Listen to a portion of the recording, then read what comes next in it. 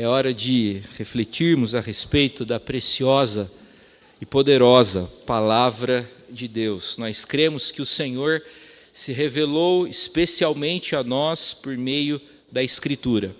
Deus se revela de forma geral, de acordo com o entendimento da nossa teologia, através da natureza.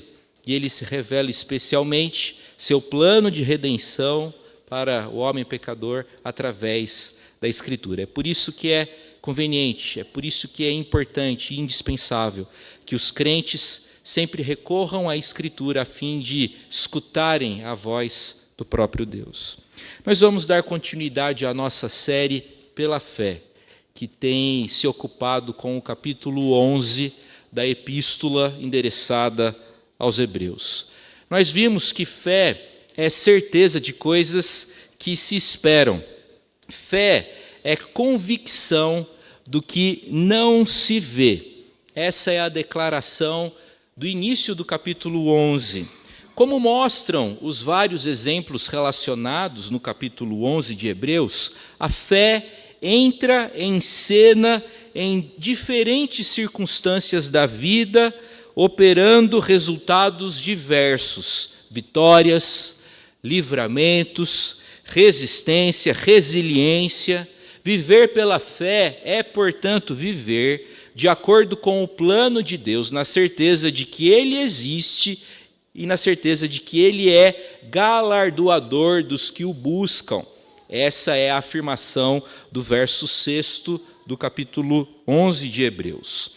Depois de fazer considerações sobre a fé de gente muito antiga, e ele começou com Abel, depois Enoque, depois Noé, depois o autor anônimo, porém inspirado de Hebreus, se ocupou com a fé dos patriarcas Abraão, Isaque e Jacó. Depois de falar sobre a fé de José, de Moisés, de Josué e Raabe, o autor resolveu apenas registrar os nomes de outros grandes homens e mulheres de Deus que também se destacaram, se notabilizaram em virtude da fé. Dessa forma, alcançamos o verso 32 de Hebreus 11, onde lemos: "E o que mais direi? Certamente me faltará o tempo necessário para referir o que há a respeito de Gideão, de Baraque, de Sansão, de Jefté, de Davi, de Samuel e dos profetas." Como já vimos, possivelmente o pergaminho do autor estava acabando e ele precisou apenas citar nomes de pessoas que se notabilizaram por conta da fé. Tendo em vista a referência feita à fé de Sansão, eu quero convidá-los para a leitura muito atenta de Juízes capítulo 13. Nós vamos começar a estudar o que a fé fez na vida de Sansão. Essa será a primeira reflexão de outras que virão a respeito desse destacado e importante personagem do Antigo Testamento, que foi relacionado aqui em Hebreus capítulo 11. Então, por favor, abra sua Bíblia, Juízes capítulo 13.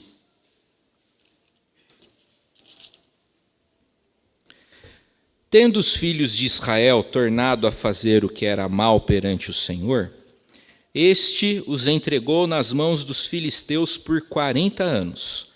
Havia um homem de Zorá, da linhagem de Dan, chamado Manoá, cuja mulher era estéril e não tinha filhos. Apareceu o anjo do Senhor a esta mulher e lhe disse: "Eis que és estéril e nunca tiveste filho, porém conceberás e darás à luz um filho. Agora, pois, guarda-te, não bebas vinho ou bebida forte, nem comas coisa imunda. Porque eis que tu conceberás e darás à luz um filho, sobre cuja cabeça não passará navalha, porquanto o menino será nazireu, consagrado a Deus desde o ventre de sua mãe, e ele começará a livrar a Israel do poder dos filisteus." Então a mulher foi a seu marido e lhe disse: "Um homem de Deus veio a mim, sua aparência era semelhante à de um anjo de Deus, tremenda. Não lhe perguntei de onde era, nem ele me disse o seu nome. Porém me disse: eis que tu conceberás e darás à luz um filho.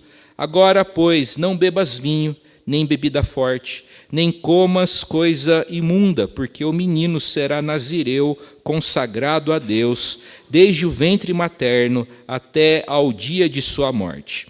Então Manoá orou ao Senhor e disse: Ah, Senhor meu, rogo-te que o homem de Deus que enviaste venha outra vez e nos ensine o que devemos fazer ao menino que há de nascer.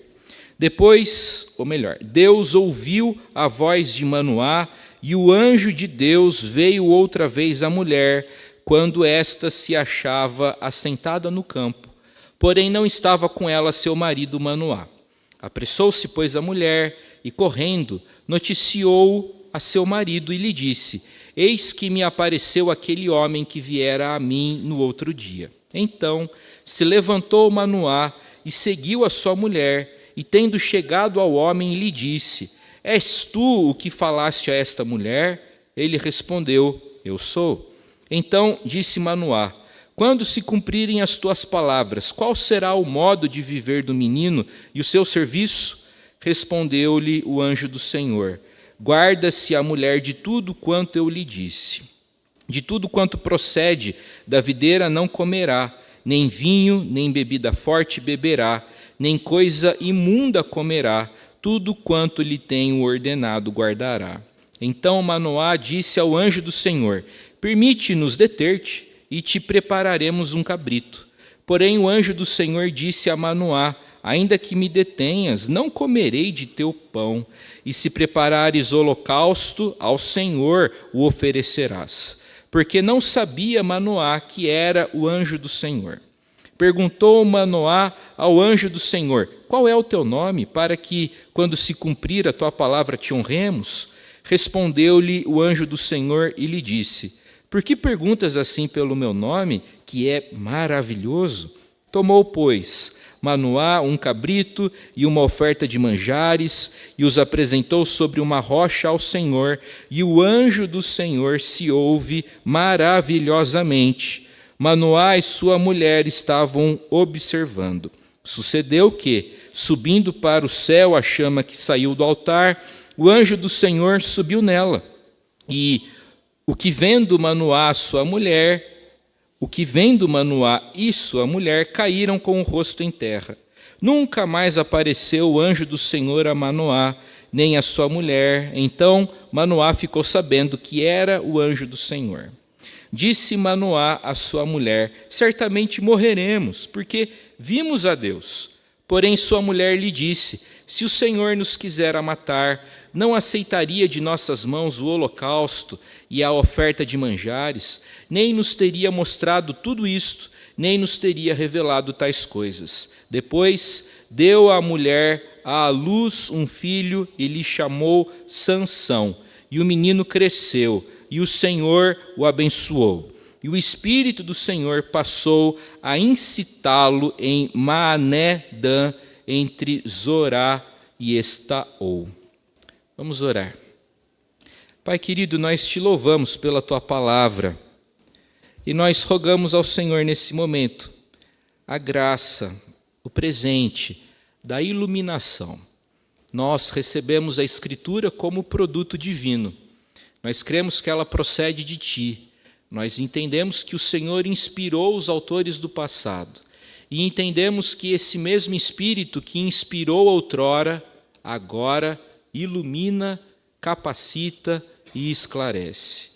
Nós rogamos essas coisas, nós rogamos essas bênçãos, essas dádivas, essas graças ao Senhor, em nome de Jesus. Amém.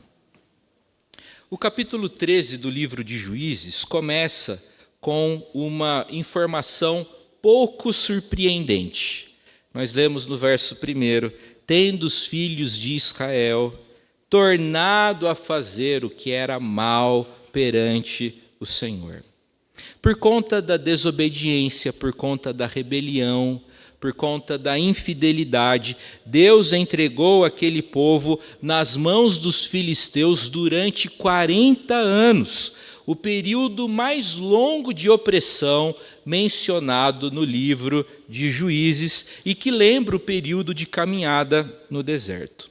A frase "fizeram o que era mal perante os olhos do Senhor" é frequente no livro de Juízes e aponta para o fato de que muitas coisas que os israelitas faziam não eram más, não eram erradas, não eram equivocadas ou prejudiciais aos seus próprios olhos. O autor faz essa distinção. Às vezes a gente faz coisas que não são erradas aos nossos olhos, mas aos olhos do Senhor são. Aos olhos de Deus, o comportamento dos israelitas era mau. A expressão "aos olhos de Deus" em contraste com a expressão aos nossos próprios olhos, ensina que o pecado não é, em última instância, desrespeitar nossa consciência ou nossos padrões morais, e sim desrespeitar a vontade, o mandamento de Deus. O que Deus vê como pecado é pecado.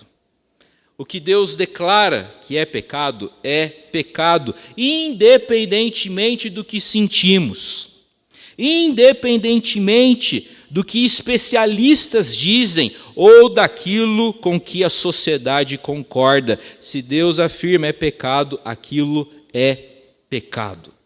Diferentemente dos ciclos anteriores, o narrador não relata os israelitas suplicando por libertação e por alívio. A omissão é estranha, mas o motivo vai se evidenciar no desenrolar da história. O fato é que os israelitas aprenderam a conviver, e muito bem, obrigado, com a opressão dos filisteus. Os israelitas aceitaram a dominação, a influência dos filisteus e não desejavam alívio, não clamaram por libertação. No entanto, a despeito de Israel aceitar aquela situação, Deus quis intervir e libertar o seu povo.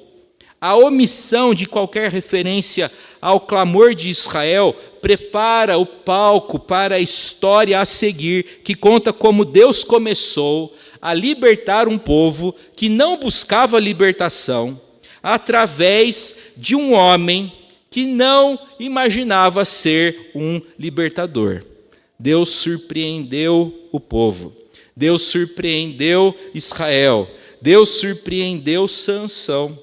O fato é que o nosso Deus nos surpreende, Ele nos dirige, Ele nos encaminha de maneira que a gente não imaginou anteriormente. A curiosa e bonita história do nascimento de Sansão tem muito a nos ensinar.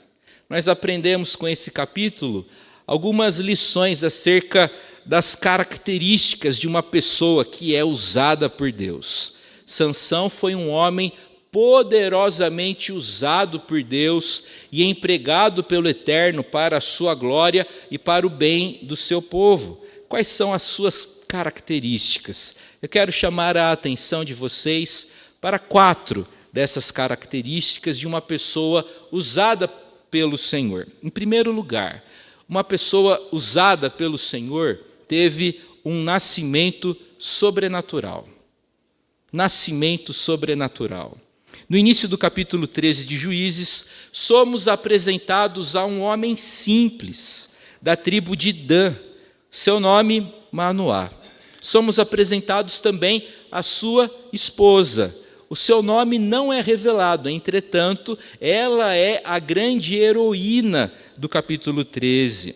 O verso 3 afirma: apareceu o anjo do Senhor a esta mulher e lhe disse: eis que és estéril e nunca tiveste filho, porém conceberás e darás à luz um filho. Sansão foi o único juiz a ser escolhido antes mesmo de nascer.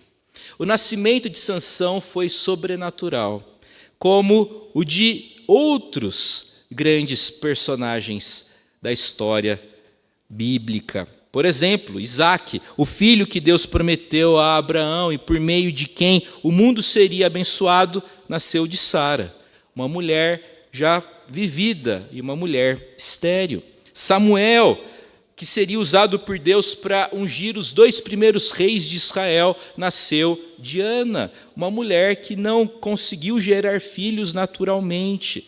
João Batista, o precursor do Messias, aquele que anunciaria a vinda do Senhor, nasceu de Isabel, que, de acordo com Lucas 1,7, era estéril e avançada em dias. O nascimento sobrenatural de Sansão aponta para o maior e mais especial nascimento sobrenatural de todos os tempos, e que aconteceria quase 1000 anos depois, o nascimento do Senhor e Salvador Jesus Cristo. A verdade, gente, é que todo cristão é fruto de um nascimento sobrenatural. O cristão, para ser cristão, precisou nascer de novo. E o novo nascimento não é obra da carne. O novo nascimento, o nascimento do Espírito, da água e do Espírito. João trabalha com essas ideias, né? Quem não nascer da água e do Espírito. O novo nascimento caracteriza-se por ser sobrenatural. Ele não é provocado pelos homens. Ele vem de Deus para nós. Dialogando com Nicodemos, Jesus Cristo afirmou: em verdade vos digo que se alguém não nascer de novo, não pode ver o reino de Deus. João capítulo 3, verso 3. Esse novo nascimento é um milagre, porque o homem morto em seus delitos e pecados não pode voltar-se para Deus naturalmente. É necessária uma intervenção divina a fim de que o homem se volte para o Senhor. Como uma mulher estéril não pode gerar filhos, uma pessoa normal não pode produzir a sua própria conversão. Em resposta à interrogação dos discípulos sobre quem poderia ser salvo, Jesus Cristo afirmou em Marcos 10, 27, para os homens é impossível, contudo, não para Deus, porque para Deus tudo é possível. O novo nascimento é obra de Deus. Uma pessoa que é usada por Deus caracteriza-se por um nascimento sobrenatural. E todo crente é crente por conta dessa sobrenaturalidade que é evidenciada na conversão. O novo nascimento é uma mudança profunda, interior, radical, realizada pelo Espírito em nossa personalidade humana, nos concedendo um novo coração e uma nova vida. A conversão altera, transforma a nossa conduta. Somos transformados em filhos do eterno Deus. Eu gosto muito da experiência de conversão do jovem Ashbel Green Simonton, que viria a ser ordenado pastor presbiteriano e que foi o primeiro missionário a trazer o presbiterianismo ao Brasil. A despeito de nascer numa família presbiteriana, a sua conversão efetiva ocorreu na sua juventude.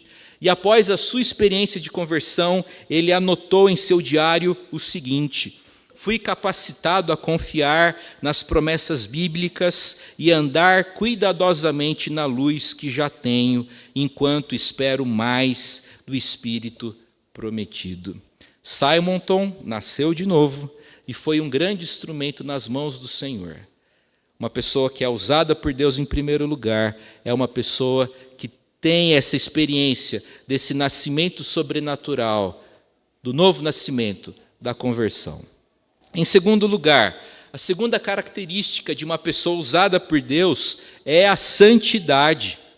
A mãe de Sansão mostrou fé absoluta na capacidade do Senhor realizar o impossível, uma vez que anunciou as palavras do anjo para ela, ao marido, como certas. Veja lá os versos 6 e 7. Então a mulher foi a seu marido e lhe disse: um homem de Deus veio a mim, sua aparência era semelhante à de um anjo de Deus, tremenda. Não lhe perguntei de onde era, nem ele me disse o seu nome, porém me disse: eis que tu conceberás e darás à luz um filho, Agora, pois, não bebas vinho, nem bebida forte, nem comas coisa imunda, porque o menino será nazireu consagrado a Deus, desde o ventre materno até ao dia de sua morte. A mulher creu, e a mulher obedeceu, uma vez que observou todas as regulamentações, todos os princípios que o anjo deu para ela. Ela consentiu em aplicar a si mesma o padrão de comportamento nazireu. Repare, portanto, que a vida de Sansão foi marcada por santidade desde a sua concepção. O menino foi consagrado, o menino foi separado para servir a Deus e para auxiliar o seu povo. De acordo com Números, capítulo 6, os nazireus não podiam tomar vinho, não podiam comer uvas, nem passas. Durante o tempo do voto não podiam cortar o cabelo, tampouco se aproximar de um cadáver. A ideia é de que o nazireu era um indivíduo consagrado e dedicado àquelas coisas santas, justas, àquelas coisas que agradam a Deus. Como Sansão, os cristãos também são caracterizados pela santidade. Deus usa pessoas que têm compromisso com a santidade. A vontade de Deus para nós, de acordo com 1 Tessalonicenses 4:3, é a nossa santificação. Santidade, maturidade, perfeição, são termos diferentes. São termos distintos que apontam para o mesmo desejo e necessidade de cura e de transformação. E nós precisamos de cura, nós precisamos de transformação. Esse desejo, muitas vezes, é reprimido pela ilusão materialista contemporânea, pois nossas orações quase sempre apontam para essas necessidades impostas a nós pela cultura que perdeu a dimensão do que é perfeito, do que é santo e do que é glorioso. Meus irmãos, maturidade e crescimento espiritual não ocorrem de um dia para o outro, mas ocorrem diariamente. Repito, maturidade espiritual, sabedoria, não são expedientes que acontecem de um dia para o outro, mas são situações que envolvem a nossa vida diariamente. O crescimento espiritual em direção à maturidade e perfeição não acontece instantaneamente, antes requer um longo caminho de obediência e acatamento às ordens, bem como à vontade do Senhor. Nascimento sobrenatural, conversão, santidade. E a terceira característica de uma pessoa que é usada por Deus é a missão. Sansão tinha uma missão antes mesmo de nascer. O anjo anunciou à sua mãe, verso 5, ele começará a livrar Israel do poder dos filisteus. Sansão tinha uma missão a desempenhar. E eu quero lembrá-los de que nós também temos uma missão a ser executada. Nós também temos um trabalho a realizar. Nós também temos uma missão. E a nossa missão é a de tornar o nome de Jesus conhecido de todos os povos. As razões que nos levam a evangelizar, a proclamar, são muitas. Em primeiro lugar, o homem sem Cristo está perdido. Sem Cristo, a pessoa encontra-se perdida. Nenhum credo religioso pode reconciliar o homem com Deus. Nenhuma obra feita pelo homem pode atender e satisfazer as exigências de Deus. Sem Cristo, o homem está perdido. Segunda motivação para evangelizarmos: o evangelho é a única boa nova de salvação. Há muitas religiões no mundo, não é verdade? Cada uma com as suas doutrinas, com as suas práticas, todas elas, exceto o cristianismo, ensinam que o homem deve abrir um caminho até Deus. Essas religiões ensinam que o homem deve abrir um caminho da terra para o céu. Porém, a salvação não é conquista humana, não é resultado de mérito, não é resultado do nosso esforço, do nosso labor, das nossas escolhas, mas sim resultado da escolha soberana e amorosa do Senhor, que olhou para a gente tão corrupta, para a gente falida como eu e vocês. O Senhor olhou para nós e resolveu ter misericórdia de nós e nos alcançou através da obra de Jesus Cristo. O Evangelho é a boa notícia de que Deus amou o homem não por conta de seus méritos, mas a despeito de seus muitos deméritos. Terceiro motivo pelo qual nós evangelizamos, ela é uma ordem expressa de Deus. A evangelização é uma obra imperativa, ela é intransferível. O Senhor comissionou a igreja a pregar o evangelho a toda a criatura. Como Sansão tinha uma missão, nós, povo do Senhor, também temos uma missão, e que o Senhor nos encontre fiéis no que diz respeito a essa responsabilidade que Ele nos confiou. Em quarto e último lugar, quarta e última característica de uma pessoa que é usada pelo Senhor é o relacionamento. A história prossegue. Manoá, pai de Sansão, fez a seguinte oração, verso 8: Senhor meu, rogo-te que o homem de Deus que enviaste venha outra vez e nos ensine o que devemos fazer ao menino que há de nascer. Deus, com toda boa vontade, com toda paciência, mandou o anjo retornar.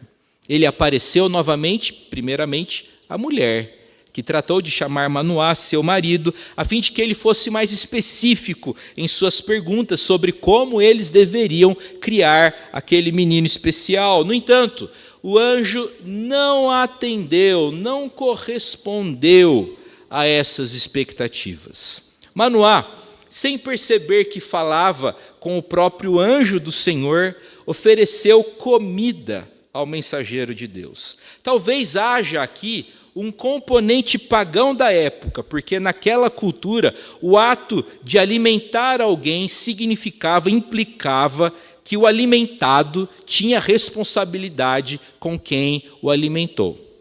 Tá?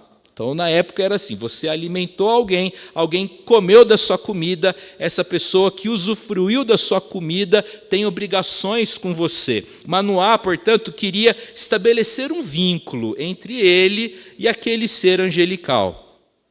Ele queria, de certa forma, manipular o ser angelical, a fim de que ele atendesse a seus desejos. Ele queria orientações, ele queria princípios, ele queria regulamentações. Entretanto, o anjo se recusou a comer. O fato é que o divino não pode ser manipulado ou controlado pelo humano. E, infelizmente, muitas vezes nós nos esforçamos para fazer isso. Tentamos manipular Deus com o nosso jejum, tentamos manipular Deus com as nossas ofertas, tentamos manipular Deus com as nossas escolhas, imaginando que temos condições de fazer isso. Entretanto, não temos. O fato é que Manoá recebeu a ajuda de que precisava, mas não do modo que havia pedido. Manoá queria mais regras, mais regulamentações, mais normas. Em vez disso, Deus resolveu revelar a ele quem ele era. Em vez de dar normas, em vez de dar princípios, em vez de oferecer regulamentações, o anjo do Senhor se revelou a Manoá. Gente, muitas vezes nós imaginamos que a gente precisa de mais disciplina, que a gente precisa de mais rigidez, que a gente precisa de mais normas, que a gente precisa de mais princípios. Entretanto, na vida espiritual, o que a gente precisa mesmo é de mais relacionamento com o Senhor, é de mais amizade com o Deus eterno, é de mais busca, é de mais troca, é de mais oração. Nossa maior necessidade é a de conhecermos mais o Senhor.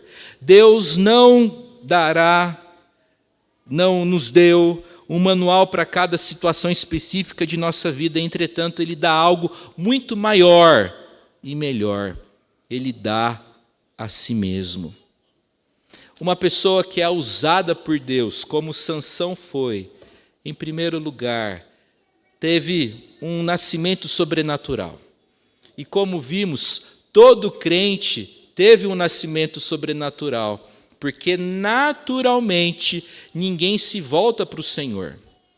Naturalmente nós vamos insistir, vamos persistir, vamos teimar na nossa desconfiança, na nossa autonomia, de sorte que a conversão representa esse ato sobrenatural de Deus chamando, resgatando e recuperando alguém que estava afundado no pecado. E o Senhor traz essa pessoa para a sua luz. Vimos também que uma pessoa que é usada por Deus é caracterizada pela santidade. Essa pessoa que é usada por Deus é caracterizada por santidade. Eu já compartilhei com vocês algumas vezes uma frase que me acompanha há muito tempo. Eu li essa frase na época de Instituto Bíblico. Trata-se de uma frase de um pastor escocês puritano já falecido, chamado Robert Murray McCheyne, um homem piedosíssimo, falecido antes dos 30 anos de idade. Ele, escrevendo uma carta para um amigo seu, para um companheiro de ministério, relatou lá: verifique como o oficial de cavalaria mantém limpo e afiado o seu sabre. Qualquer mancha ele a remove com o maior esmero. Lembre-se que você é a espada de Deus e Deus não usa instrumentos sujos. Uma pessoa usada pelo Senhor é caracterizada pela santidade. Vimos também que uma pessoa usada por Deus tem senso de missão. Sansão nasceu para desempenhar um papel, ele tinha senso dessa vocação, ele sabia o que precisava ser feito, e nós também sabemos o que deve ser feito, e devemos corresponder às expectativas do Senhor, anunciando o Evangelho a todos. E finalmente, uma pessoa que é usada por Deus é uma pessoa que usufrui de relacionamento com o Deus eterno. Manoá queria mais regulamentações, mais normas, mais princípios, uma cartilha. Entretanto, Deus deu para ele algo muito melhor. Deus ofereceu a si mesmo. É como se o anjo tivesse dito para Manoá: Manoá, calma, você não precisa de mais regras, você precisa mais de mim. E eu estou aqui com você agora. E é isso que o Senhor fala para nós nessa noite. Ele está conosco, Ele vai nos orientar, Ele vai nos encaminhar, Ele vai nos conduzir, Ele vai nos fortalecer, Ele vai nos usar para a sua glória. Que o bom Deus abençoe você e sustente você, em nome de Jesus. Amém.